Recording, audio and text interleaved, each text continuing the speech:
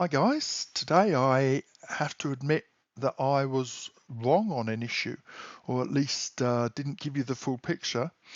You know that I've been singing the praises of the Intel Denoiser for a long time. The Denoiser is the PostFX feature which enables you to render at a much lower sample rate and then apply this denoiser afterwards. And I was not even convinced in my review of Poser 13 that an intensity setting was necessary. Usually what I'd do is I'd render 20 samples and then just put denoise on 100% and denoise. And let me just show you something here. This is a close-up of a guy's face with some hair.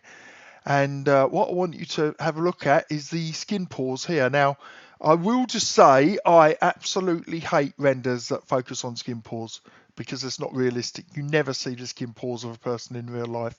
That's one of those affectations, a bit like lens flares that people do because the technology allows it. But look here, the skin pores here are really visible, but they're kind of blurred out here where they're nearer to the light.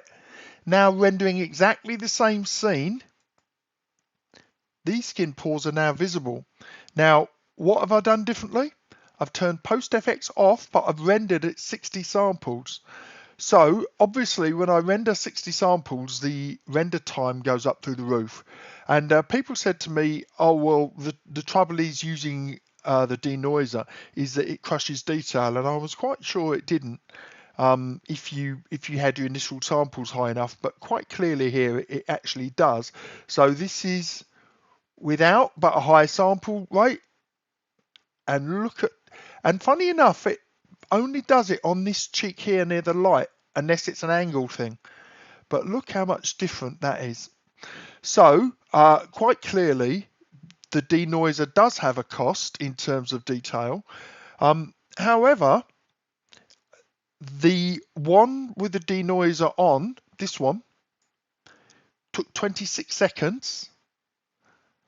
This one, have a guess how long that took, 60 samples.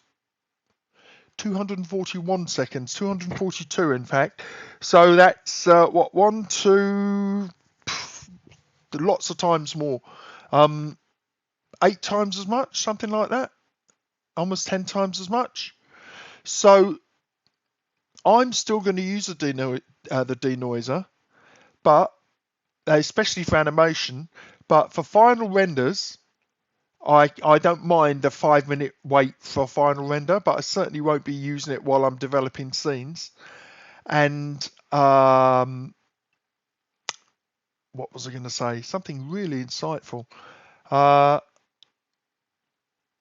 yeah, obviously that skin pore really shows up badly there, but if I'm far out, then you're not going to see that skin pore. So it very much depends on the details you want to capture. I don't think his hair particularly changes much. Let's have a look at his hair. Very, very slightly softer, but not enough to make a difference.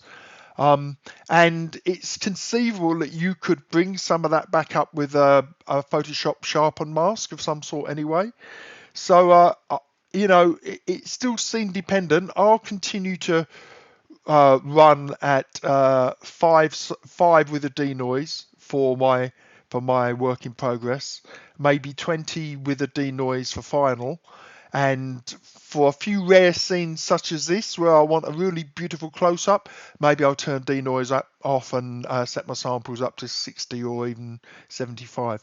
So anyway guys, thank you very much to those of you who disabused me of my mistaken notion that denoise didn't have a cost, but I think that you'll agree, given the time saving, you know, a factor of 8 or 9 or 10 times speed, I think it's one worth having. So you have a great day guys, and I will speak to you later.